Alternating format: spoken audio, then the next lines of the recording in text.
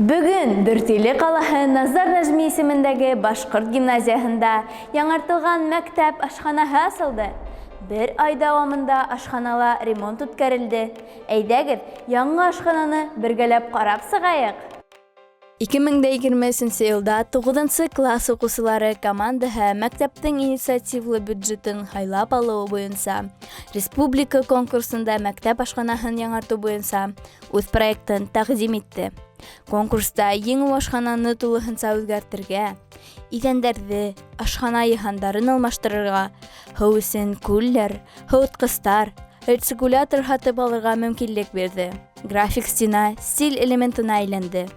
Яңа ашхана һеҙгә оҡшанымы? Беҙҙең аш бүлмәһе бик сағыу, бик матур булып китте. Әйтерһең дә журналдағы һүрәт. Беҙҙең байрамда беҙгә ярҙам иткән һәм проект менән эшләүҙә ярҙам иткән кешеләр ҡатнашты. Когда я первый раз зашел в данную столовую, Тәүге тапҡыр бында ингәс, аптырап киттем. Ныҡ оҡшаны. сейчас стало здесь Хәҙер бында бик яҡты, всё очень матур. светло, прекрасно. Таҡтала ҡунаҡтарыбыҙ балалар өсөн үҙҙәренең теләктәрен яҙҙы.